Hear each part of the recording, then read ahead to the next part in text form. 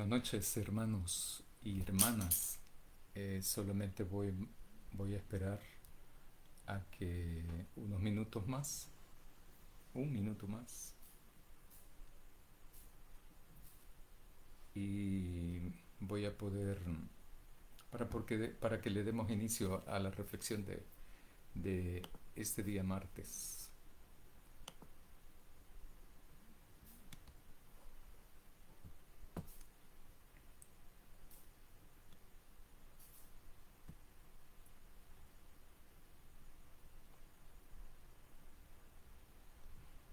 Bien, gracias por estar con nosotros, ¿verdad? Conmigo y con los hermanos, demás hermanos y hermanas que este,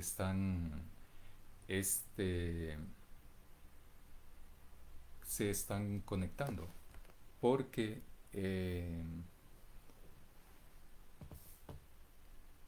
vamos a dar vamos a dar inicio entonces para el estudio de ahora.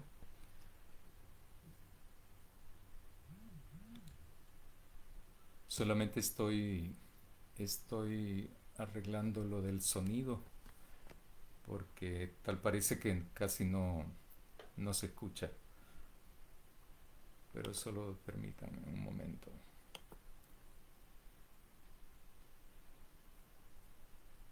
Pero bien, vamos a dar inicio al estudio de ahora, hermanos y hermanas, discípulos de Jesús con una nueva actitud.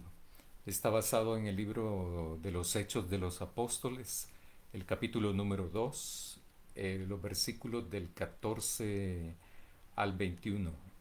Quiero invitarlos a leerlo, ¿verdad? Voy a leerlo yo acá, pero si ustedes pueden ir acompañando la lectura en sus Biblias, sería de mucha colaboración también y de mucha ayuda. Dice el pasaje: Entonces Pedro, poniéndose en pie con los 11, alzó la voz y les habló diciendo: Varones judíos y todos los que habitáis en Jerusalén, esto os sea notorio y oíd mis palabras, porque éstos no están ebrios, como vosotros suponéis, puesto que es la hora tercera del día. Mas esto es lo que fue dicho por el profeta Joel. En los postreros días, dice Dios, derramaré de mi espíritu sobre toda carne, y vuestros hijos y vuestras hijas profetizarán, y vuestros jóvenes verán visiones, y vuestros ancianos soñarán sueños, y de cierto sobre mis siervos y sobre mis siervas en aquellos días derramaré de mi espíritu y profetizarán. Y daré prodigios arriba en el cielo y señales abajo en la tierra: sangre y fuego y vapor de humo. El sol se convertirá en tinieblas y la luna en sangre, antes de que venga el día del Señor, grande y manifiesto, y todo aquel que invocare el nombre del Señor será salvo. Vamos a orar, hermanos y hermanas. Oremos. Querido Dios, te damos gracias. Gracias por la vida. Gracias por la oportunidad que tenemos de reunirnos a través de las redes sociales. Gracias porque tú estás presente con nosotros.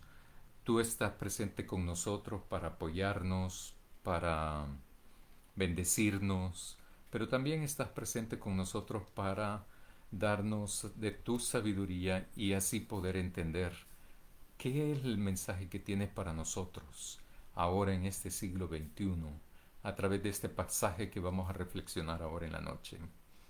Quédate con nosotros, quédate con cada uno de los hermanos y hermanas que están en sus hogares o en el camino.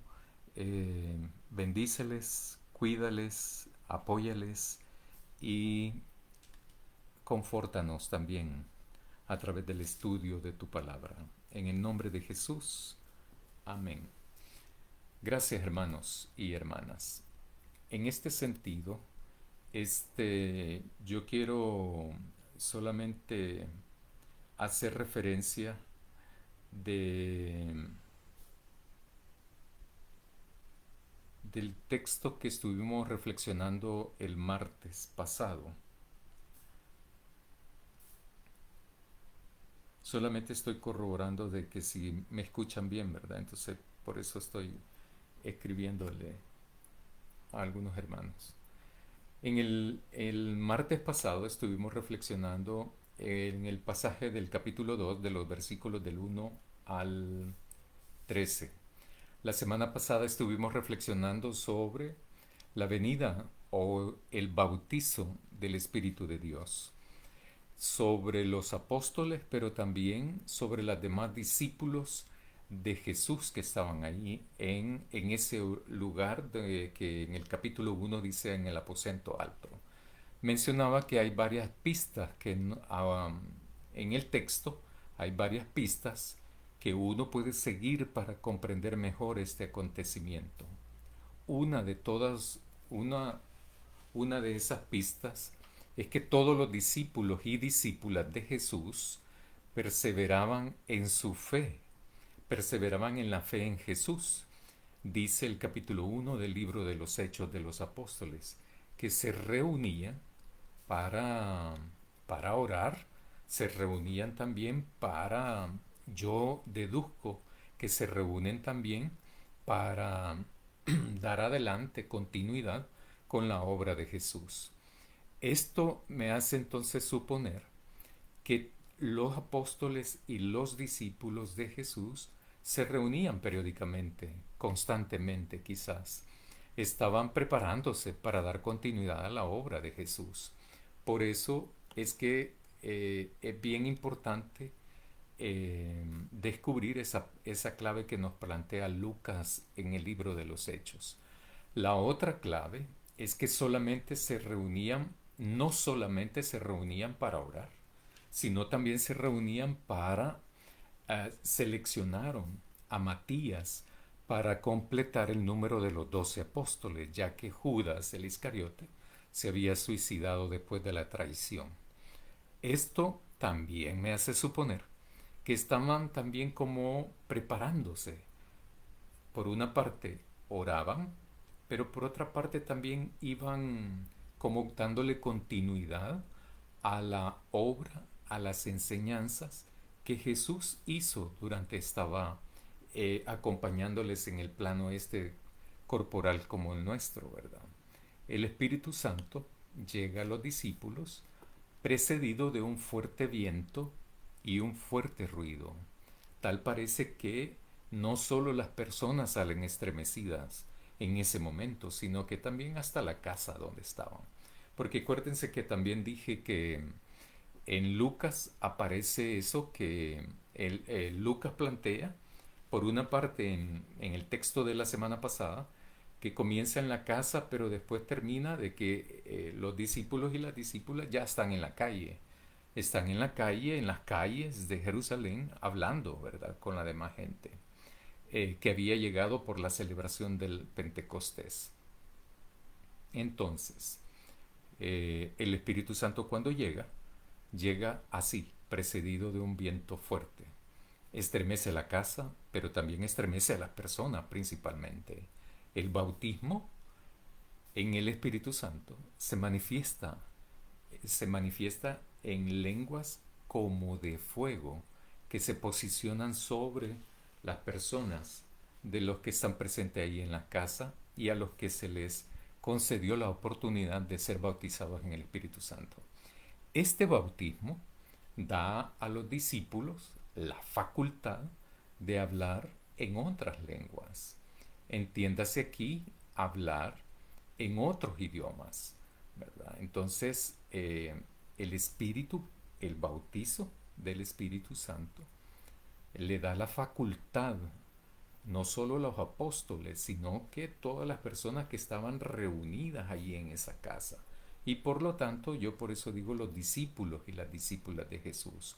Porque en el capítulo 1 aparece de que no solo son hombres los que están ahí, también hay mujeres que están acompañándoles. En ese sentido, entonces aquí el, el Espíritu les da la facultad de hablar otro idioma, otra lengua es entiéndase otro idioma. Lucas lo escribe de esta manera cuando dice que las personas que eran judías, que se habían ido para diferentes regiones como Asia, África y otras zonas más, ellos venían con su idioma aprendido en aquellas regiones. Entonces el bautismo del Espíritu Santo le da a los discípulos hablar otras lenguas. ¿Qué lenguas son esas? Son idiomas. En el libro de los Hechos son idiomas. Y entonces Lucas nos plantea eso, de que la gente que ha llegado para la celebración de Pentecostés, ellos entienden perfectamente el idioma. Y eso aparece en el capítulo 2. Lucas lo escribe de esa manera. Hablan sus respectivos idiomas de los judíos que han llegado de otras zonas. El Espíritu Santo entonces se mueve, actúa, está dinámico como parte fundamental de todo el plan de Dios. No solamente Jesús cumple una parte del plan, sino que también el Espíritu Santo cumple otra parte en el plan de Dios y va fortaleciendo las capacidades de los discípulos y las discípulas de Jesús, pero también de los apóstoles, ¿verdad? De los apóstoles. El texto, bueno, eso más o menos, esas ideas quería destacar del estudio de la semana pasada. El texto que nos ocupa hoy inicia diciendo que Pedro y los demás apóstoles, Pedro y los 11 restantes, porque ya habían seleccionado a Matías, se pusieron de pie, levantando la voz y declarando: estos no están embriagados, no están borrachos, no están alcoholizados, como ustedes piensan, pues son como las 9 de la mañana. Ahí dice la hora 3.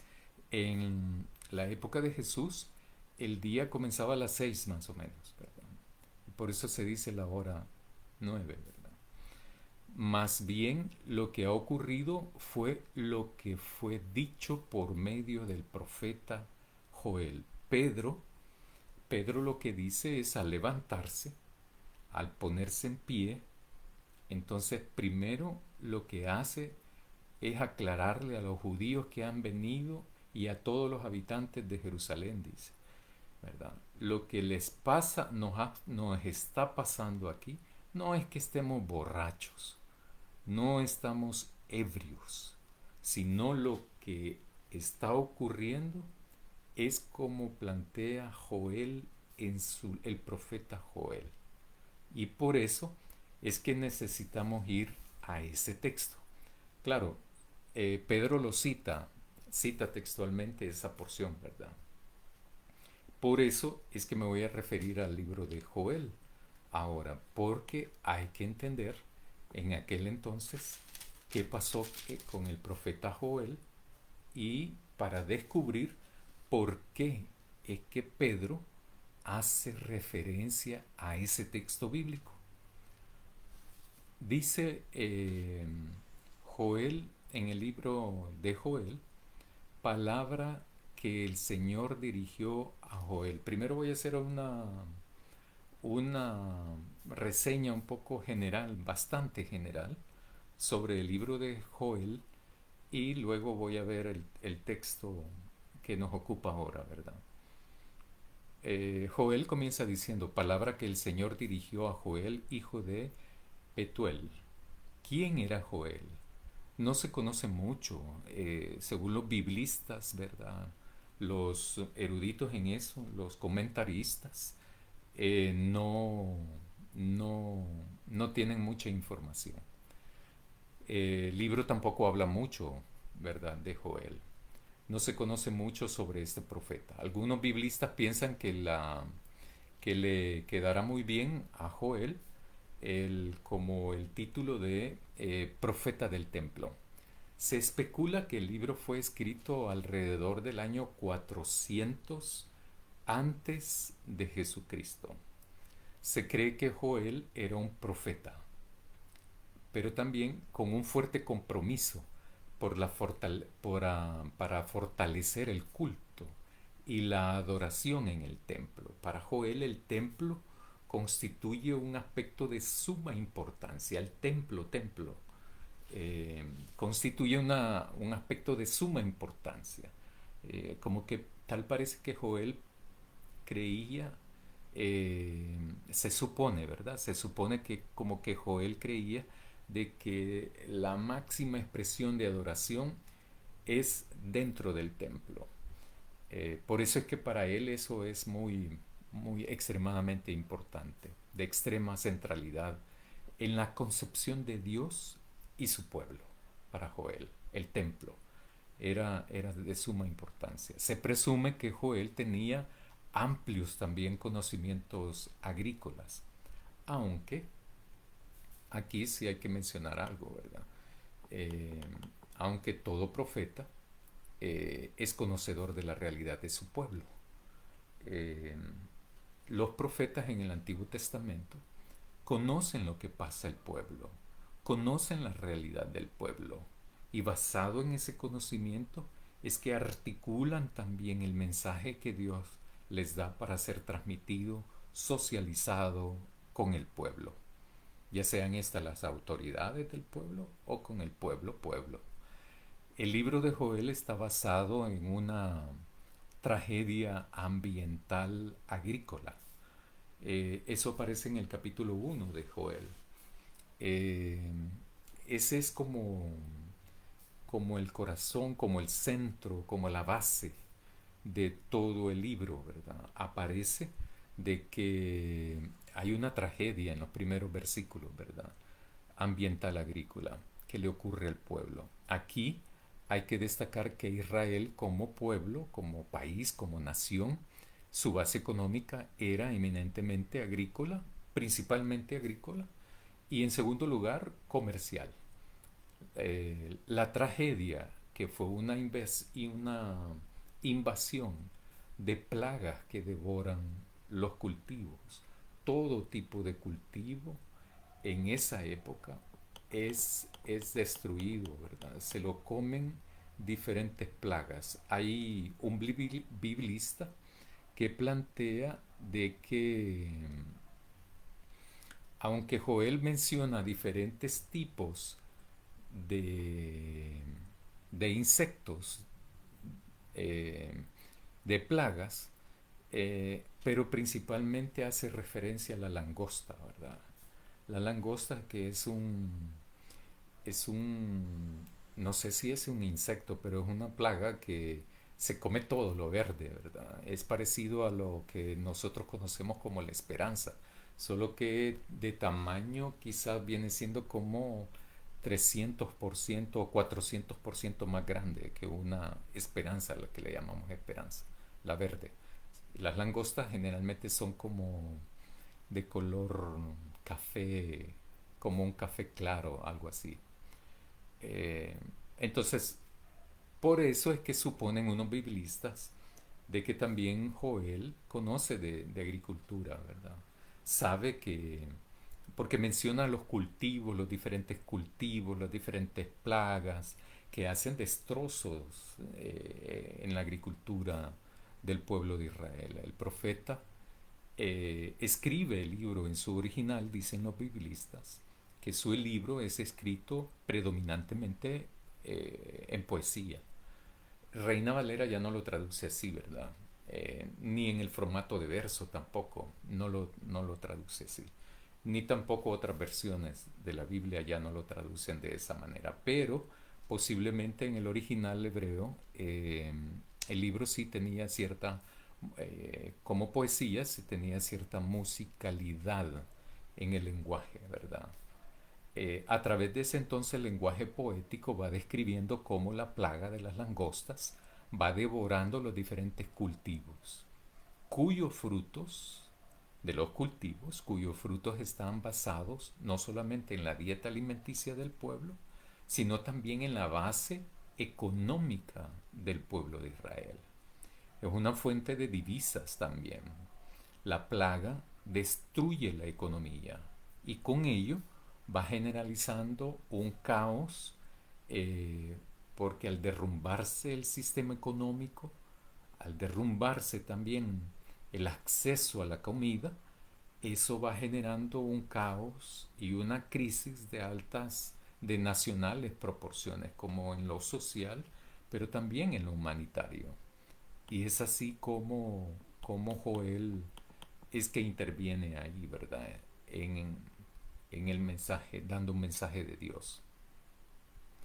Joel interpreta esta catástrofe nacional como una oportunidad que tiene el pueblo y sus gobernantes para arrepentirse, porque se han ido desviando del camino de Dios, han ido olvidando de Dios, se han ido alejando de Dios.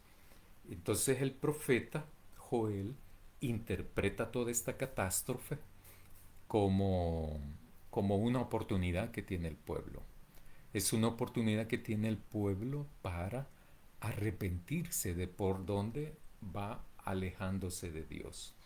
Esto es el llamado que Él hace y que en el día del Señor pondría un fin de ese mundo.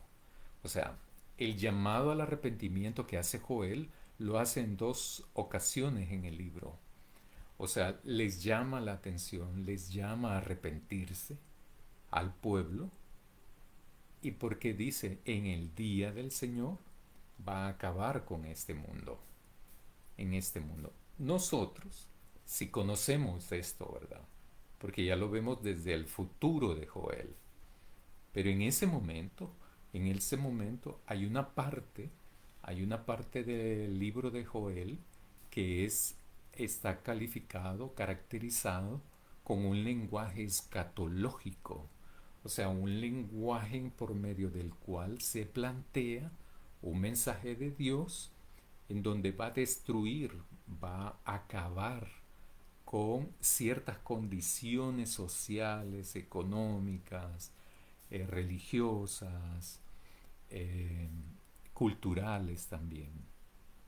Entonces, es como que se cayera el mundo, ¿verdad? Es como que se desintegrara ese mundo. Es como que si Dios destruyera el mundo. Entonces Joel, en un lenguaje escatológico, o sea, un lenguaje de lo que va a ocurrir en los últimos días, porque los últimos días de Joel para nosotros y nosotras es el pasado. Pero hay que ubicarse en el libro también, ¿verdad? Hay que ubicarse en la época en que fue escrito. Para Joel, toda esta catástrofe nacional que está pasando, eh, el pueblo, y cuando digo pueblo son los gobernantes también, no solo el pueblo, ¿verdad? Sino que también los gobernantes, los jefes, los que dirigen, los sacerdotes, etcétera, de la religión judía. Eh, Joel lo ve como una oportunidad que tiene el pueblo para arrepentirse, para volver a Dios, arrepentirse del pecado, pero para volver a Dios. Entonces por eso utiliza ese lenguaje escatológico y lo plantea de esa manera, el día del Señor.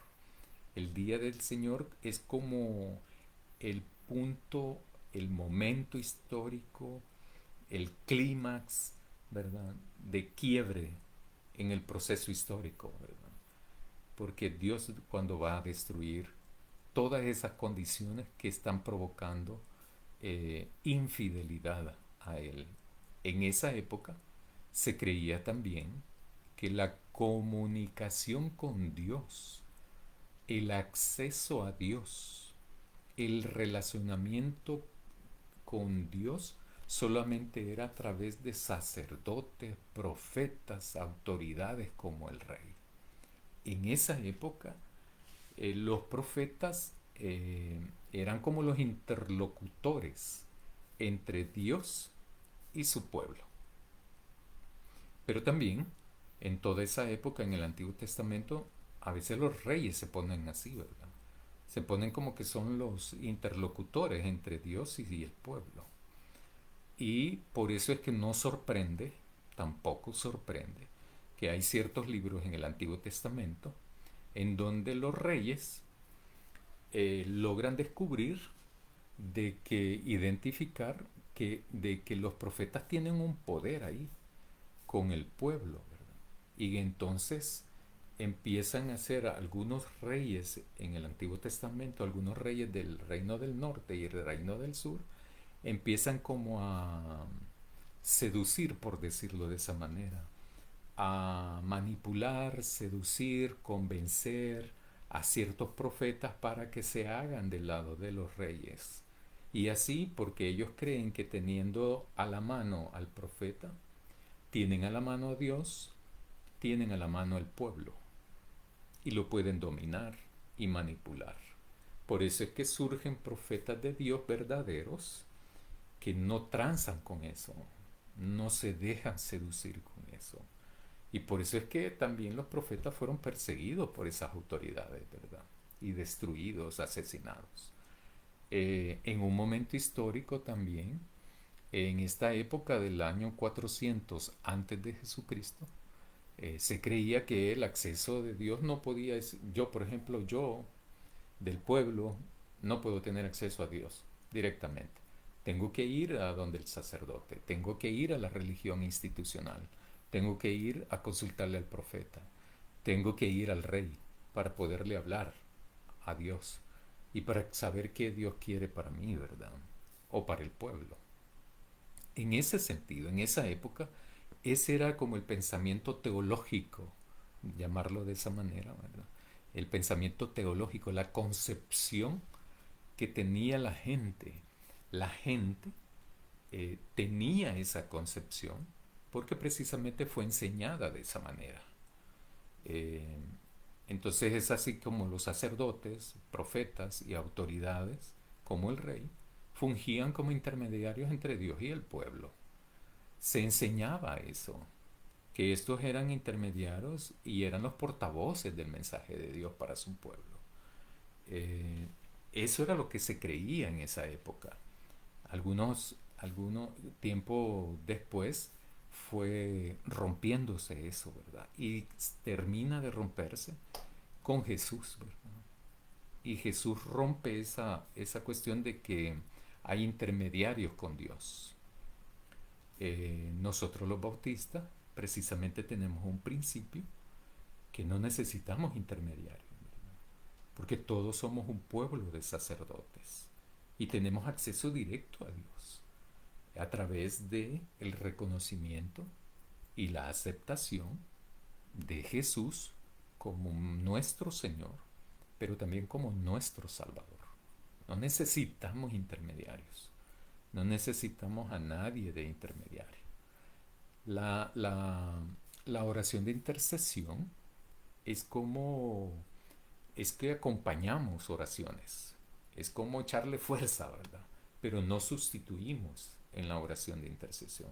La oración de intercesión es como una oración solidaria, colectiva, individual, solidaria, frente a las necesidades, frente a los problemas que otro hermano, otra hermana pueda tener. No es lo mismo, ¿verdad? Pero entonces, esa concepción de intermediarios en el año 400 antes de Jesucristo era muy fuerte, muy fuerte. Sin embargo, entonces, la gente creía eso porque la gente fue enseñada de esa manera, ¿verdad? Había gente que sí sabía eso, lo enseña para entonces mantener un tipo de control, un tipo de actitud del pueblo. Sin embargo, Joel expresa en ese texto que hemos leído y que Pedro hace mención cuando se pone de pie, ¿verdad? Eh, Joel expresa, entonces solo para resumir, ¿verdad? Hay una catástrofe nacional provocada por una plaga que destruyen los cultivos en los años de la época de Joel. Se viene abajo la economía del país, pero no solo se viene abajo la economía, sino que no hay acceso a alimentos. Y eso provoca también una crisis, ¿verdad? Social, humanitaria. Entonces hay un conflicto ahí, ¿verdad? Hay una cosa, hay algo caótico ahí. Joel interviene, hace un anuncio del mensaje de Dios, llama al arrepentimiento a la gente, a los gobernantes, pero también al pueblo, para que se arrepientan, para que cambien de rumbo, cambien de actitud. O sea, se conviertan en otras palabras, pues, ¿verdad? Ahí está esa situación, porque les dice, si no hacen eso, entonces si no hace eso, va a venir el día del Señor. Y ahí está el mensaje escatológico que va a acabar con todo, ¿verdad? Va a acabar con todo. Sin embargo, Joel expresa también en el capítulo 3, y es el texto que hemos leído ahora en el libro de los Hechos de los Apóstoles, y que Pedro lo declara también, lo expresa de esa manera ahí, ¿verdad? Lo retoma diciendo que el Espíritu de Dios será derramado a toda persona, a toda carne, es a toda persona, provocando con ello que los jóvenes verán visiones, se profetizará, los ancianos tendrán sueños. Pero hay un dato muy importante aquí, que el Espíritu de Dios será igualmente derramado para las personas esclavas. La palabra siervo es esclavo en griego. Entonces, también van a profetizar, también tendrán visiones. Entonces el Espíritu Santo tal parece que va a llegar como si he planteado a toda carne, a toda persona, en otras palabras. Pedro retoma ese texto del profeta Joel y lo contextualiza en su momento histórico como un cumplimiento escatológico, en donde tiene vigencia en esa época de Pedro. O sea, Pedro está contextualizando un texto bíblico de más de 400 años en esa época. Más de 400 años. Entonces es interesante eso, ¿verdad? Eh, Dice, por ejemplo, cuando se pone de pie, ¿verdad? No están borrachos los discípulos y las discípulas de Jesús. Lo que ha ocurrido es que el Espíritu Santo ha sido derramado en estas personas. No es que estén borrachos, no están bolos, no están ebrios. No, no, no, no, no. No nos equivoquemos, ¿verdad? En otras palabras. Lo que pasa es que es la presencia del Espíritu de Dios. ¿Qué es lo que hace suponer a la gente? Porque alguien me preguntó una vez esto, ¿verdad?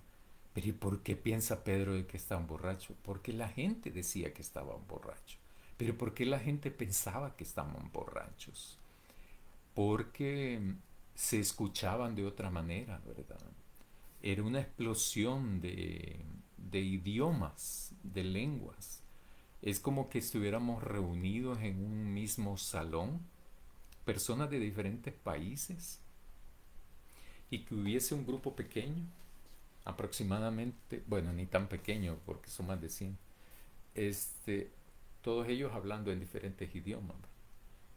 Este, entonces parece un poco raro eso, o bastante raro parece eso. ¿Cómo es posible que estos galileos estén hablando y les estemos escuchando en nuestros idiomas, en nuestro idioma? ¿Cómo es posible que esto esté pasando? Entonces hay gente también, ¿verdad? Que siempre eh, hace comentarios así, ¿verdad? Eh, no, es que lo que pasa es que están bolos, ¿verdad? No, no es cierto. Porque también el texto dice que la gente les escuchaba y les entendía lo que estaban hablando. Entonces, Pedro retoma ese texto. Pedro retoma ese texto, lo contextualiza como el cumplimiento escatológico del profeta Joel. Eso es importante ahí, ¿verdad? No están borrachos los discípulos y discípulos de Jesús, no están ebrios. Lo que ha ocurrido es que el Espíritu Santo ha sido derramado en estas personas. Lo que dijo el profeta, prácticamente lo que está diciendo Pedro, en otras palabras, se está cumpliendo ahora. El Espíritu Santo está llegando a toda carne, a toda persona, incluso con cientos de años después. Y eso es una clave que no hay que perderla. No hay que perderla. No hay momentos históricos para el Espíritu Santo. O sea, el Espíritu Santo es para siempre, ¿verdad? Siempre. No es para, es como Jesús. No es solo para aquella época.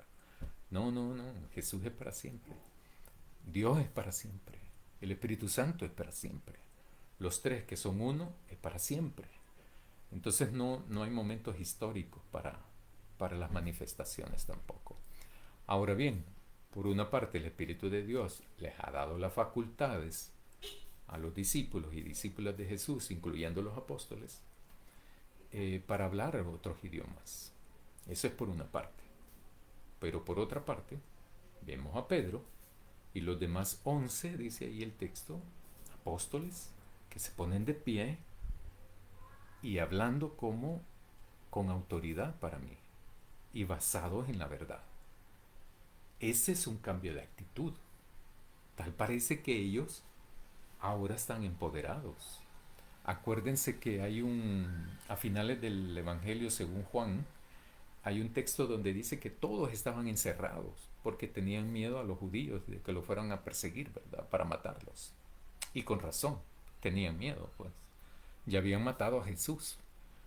Entonces cuando Jesús entra ahí, ¿verdad? Y se les dice, pasa a ustedes, ¿verdad? Etcétera. También acordémonos que en el capítulo 1 de Hechos,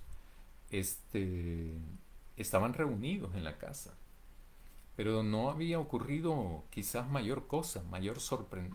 Ellos se mantenían en Jerusalén, por ejemplo, ¿verdad?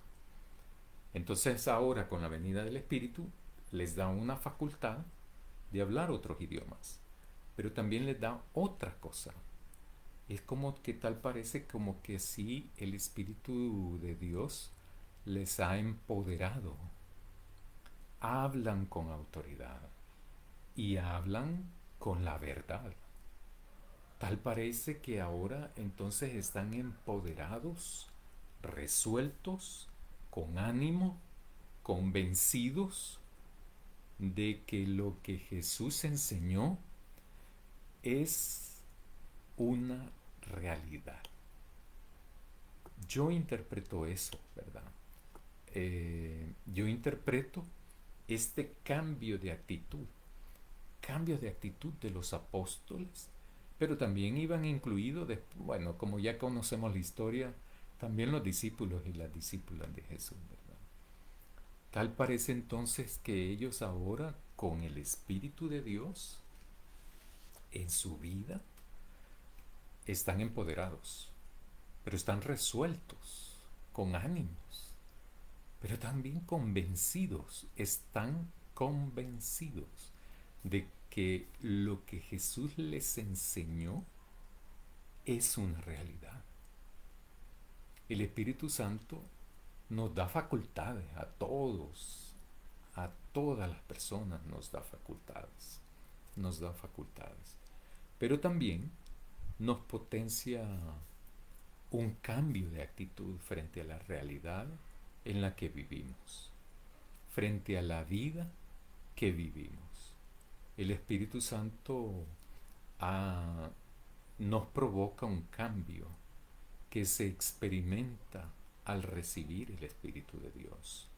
Nosotros los bautistas tenemos como principio, ¿verdad?, una serie de principios. Nosotros confesamos que Jesús es el Señor. Creemos firmemente creemos de que Jesús es nuestro Señor y nuestro Salvador. Que Él es el único por medio del cual nosotros podemos obtener la salvación de nuestras vidas después que fallezcamos de esta, ¿verdad? Creemos en eso firmemente. Cuando nosotros entonces hacemos una profesión de fe, porque hay ciertas críticas, ¿verdad?, a los bautistas que, por ejemplo, no creemos en el Espíritu Santo. ¿Cómo no? Si creemos. No creo que haya un bautista que no crea en el Espíritu Santo, ¿verdad? Generalmente esa crítica lo dicen personas que no van a una iglesia bautista. Entonces sí creemos en el Espíritu Santo, creemos en Dios Padre también, firmemente. Y firmemente creemos en el Espíritu Santo también. Creemos que todavía nos está ayudando el Espíritu Santo, nos anima, nos ayuda, ¿verdad? Estaba escuchando hace poco, también hace 2 días, eh, una versión muy bonita sobre un video pequeño sobre los frutos del Espíritu, ¿verdad? Que aparece en Gálatas, donde Pablo los escribe, ¿verdad? Y todo eso. Uno lo lee eso. Y para Pablo esos son frutos del Espíritu de Dios, el Espíritu Santo, ¿verdad? Entonces, que cada persona debemos de tener. Lo que pasa es que hay que dejarnos también, ¿verdad? Conscientemente hay que dejarnos guiar por el Santo Espíritu, o por el Espíritu de Dios, o por el Espíritu Santo. Eh, Hay que dejarnos guiar por Él, hay que dejarnos que nos lleve a donde Él quiere también, ¿verdad? A veces, este, en los momentos de mayor angustia, en los momentos de mayor crisis, de mayores problemas, yo creo que el Espíritu Santo siempre nos ayuda. Y si nos ayuda el Espíritu Santo, nos ayuda Dios, nos ayuda también Jesús, ¿verdad? Porque esto de la Trinidad, esto ya lo explicó y lo abordó en varios martes el pastor Luis. Eh, entonces, no podemos, sí podemos separarlos, pero no podemos separarlos al mismo tiempo, ¿verdad? Porque los tres son uno y uno son tres. Y esta es una cuestión un poco dialéctica para la comprensión, pero muy importante para nosotros y para nosotros. Por eso es que el Espíritu Santo, yo creo, por ejemplo, y les comparto eso, ¿verdad? Solo lo comparto, ¿verdad? Yo creo que el Espíritu Santo nos da facultades. ¿Cuáles facultades nos da? Bueno, nos dan muchas facultades. Con el tiempo histórico, Dios va respondiendo de acuerdo al momento histórico. Eh, entonces nos da facultades el Espíritu Santo, pero también nos potencia un cambio de actitud frente a la realidad en la que vivimos, frente a la vida que vivimos. Hay un cambio que se experimenta al recibir el Espíritu de Dios. Hay un cambio. Eh, yo no, por ejemplo, ¿verdad? Yo estaba pensando, cuando estaba preparando este estudio, estaba ocurriéndome varios ejemplos un poco ridículos, ¿verdad? Pero por ejemplo, se los voy a compartir también. Este, yo antes, por ejemplo, yo antes calumniaba 5 veces diarias a 5 personas, ¿verdad? Pero ahora como me he vuelto cristiano, ¿verdad? Y particularmente bautista, ahora solo calumnio 2 veces al día. No puede ser así, ¿verdad? Es inaceptable eso, ¿verdad? O como que dijéramos que yo antes robaba 5 días a la semana, pero ahora, ¿verdad? Como me he hecho cristiano, solo robo 2 días a la semana.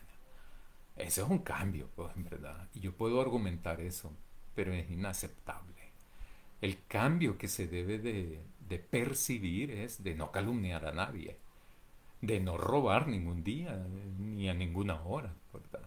O sea, estoy poniendo ejemplos ridículos, ¿verdad? Pero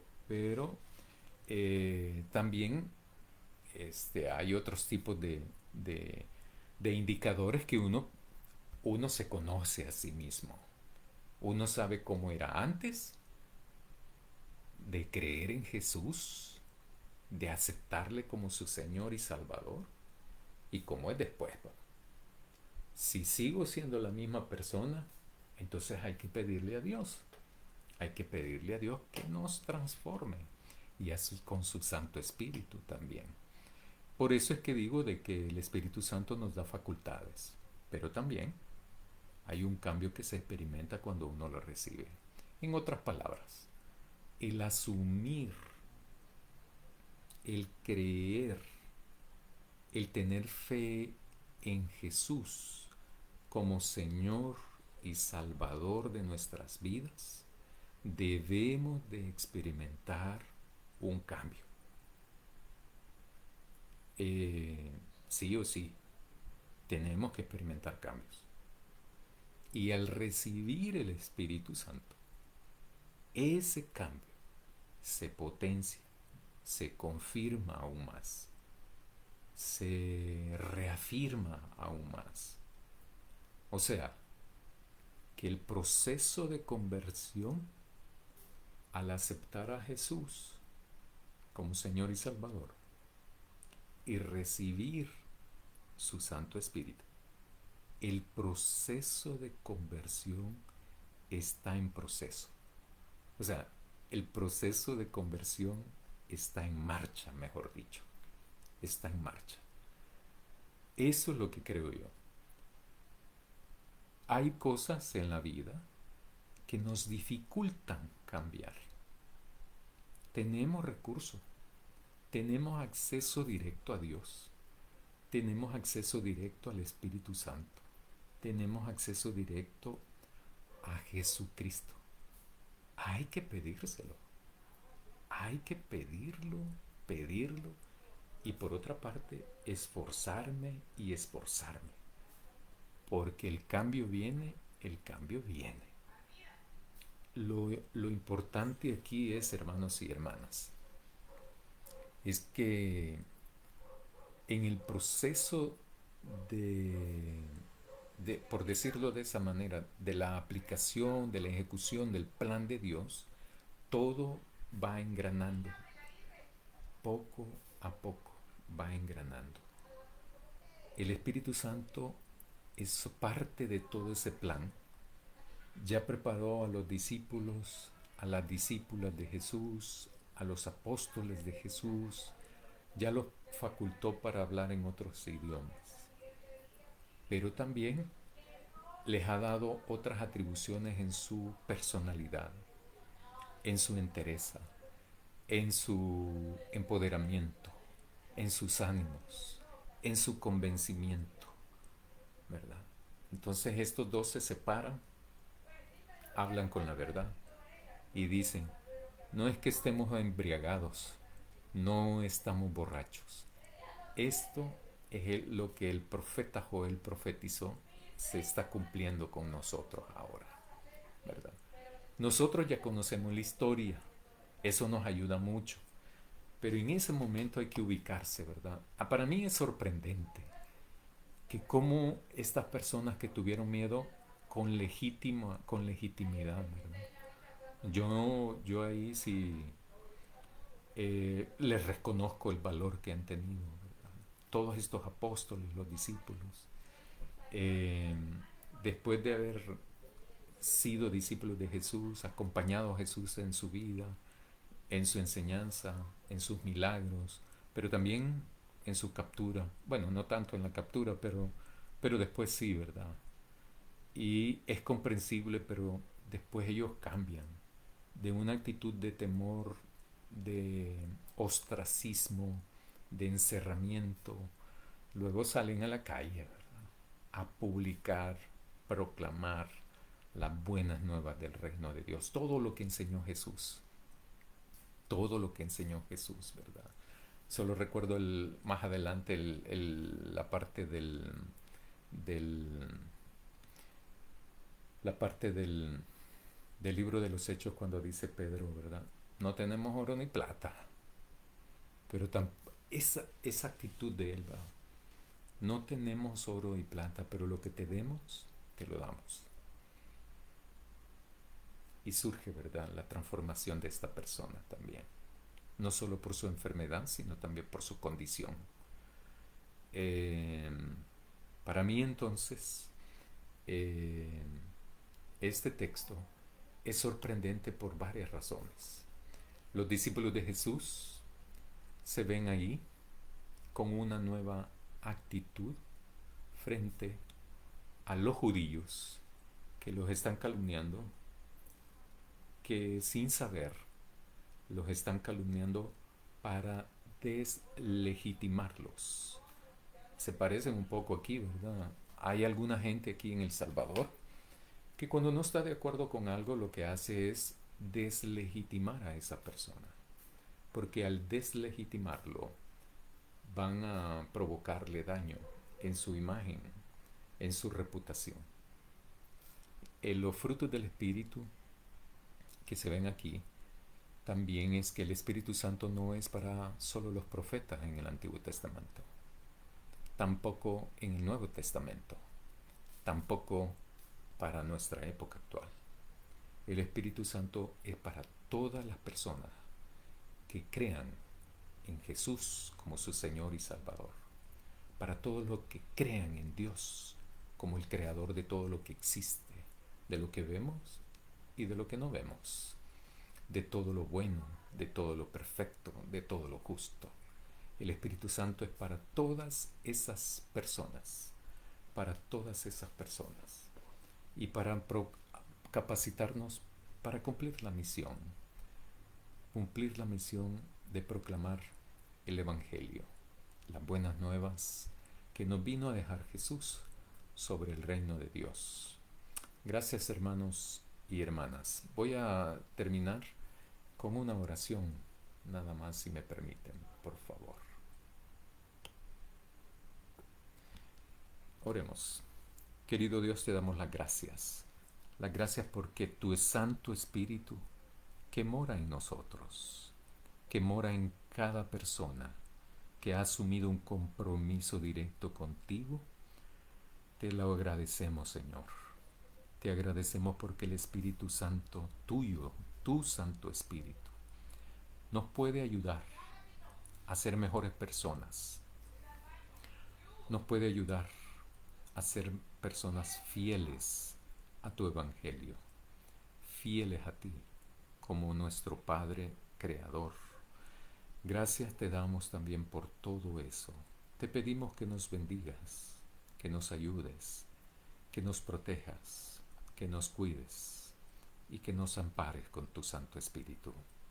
En el nombre de Jesús te lo suplicamos, pero también te lo agradecemos. Amén. Buenas noches, hermanos y hermanas.